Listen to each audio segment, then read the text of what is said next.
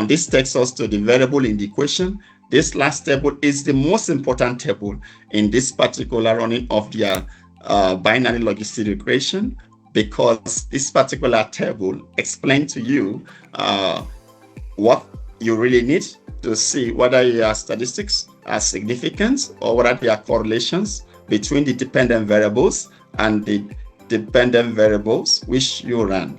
Now, if you have done that, you're going to see here, the first one here tells us our steps that we put in educational level as our independent variable. If you look down, you're going to see it's stated here, educational level as our independent variable. And remember, our dependent variable was contraceptive use, which we added. Now, if you have noticed that, look down, you're going to see this B, you see the B here, which is which we consider as odds log.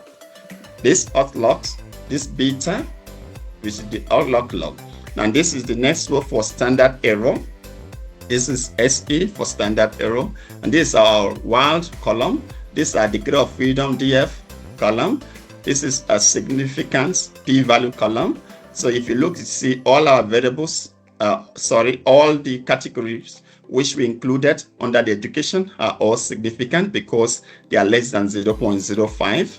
And this is the exponential beta, which will have exponential b. So if you have here, this column tells us the extent to which one particular category level can be able to perform things in relation to the reference category. For example, if you have here 5.948 telling us that those people who were who had educational level, which is the second educational level, which is going to be primary education. Remember that we use reference category as no education or no formal education. So those people with primary education were 5.9 times more likely to use modern contraceptive than those without education.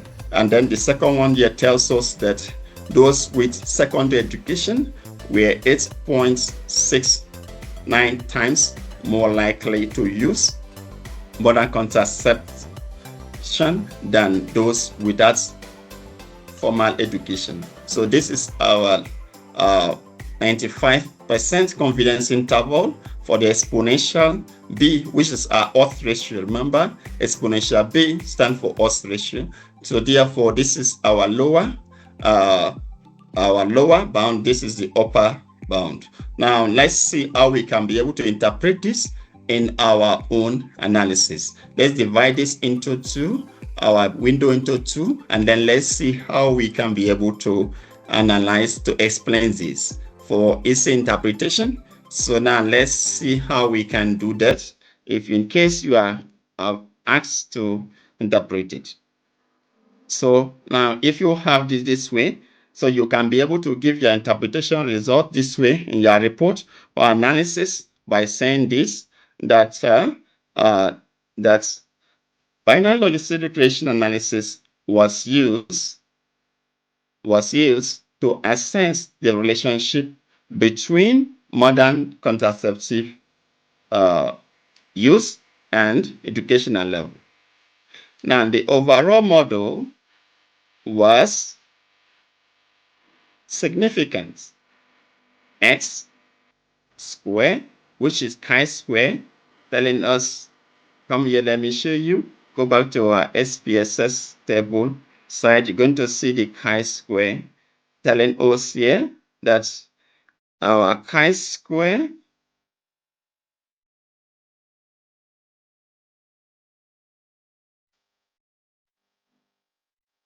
can see telling us that this is the omnibus test of model coefficient at the chi-square here.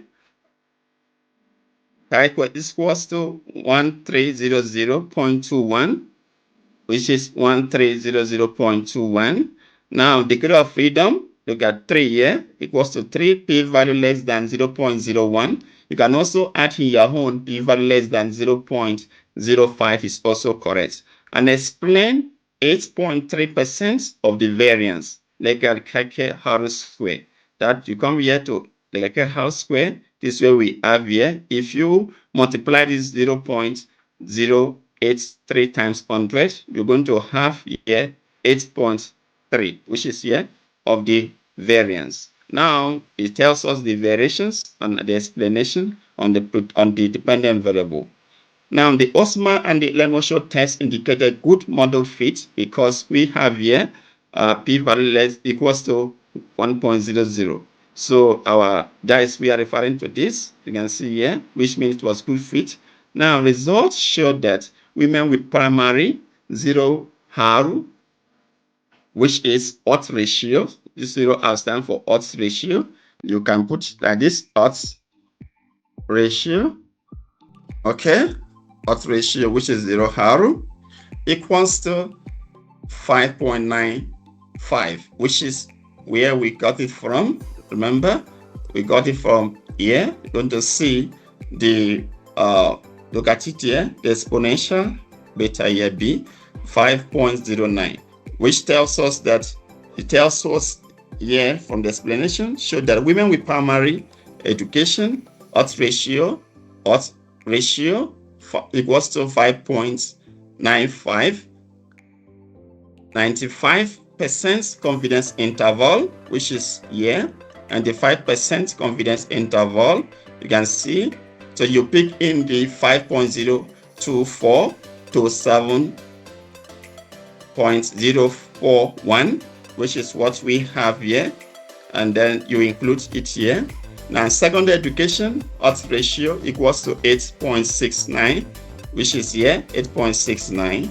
Confidence interval, then you also put in your confidence interval here, which is the same thing here.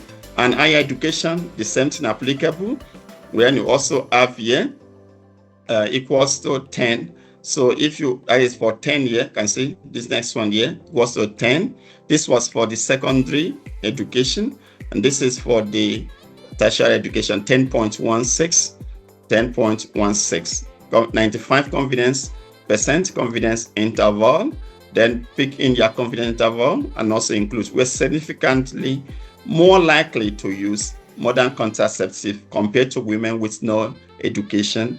P-value less than 0.01 for all levels. Remember, look at it here. You can also say p-value less than 0.05 is also correct. Now, if you have done that, or you can simply put it this way by saying, compared to women with no formal education, because that was our reference group, those with primary education were nearly 6 times more likely to use modern contraceptive. Then those with secondary education were 8.7 times more likely to use modern contraceptive.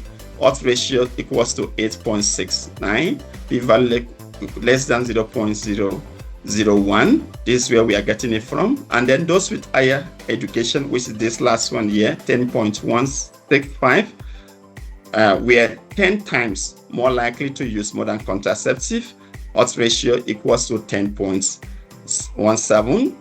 Then p-value 0.001. These findings demonstrate that there is a strong positive association between higher educational level and the likelihood of contraceptive use. So this is how you run your binary logistic regression and also report it. If you like this video, please kindly subscribe to it so you don't miss out. Thank you for subscribing and get support.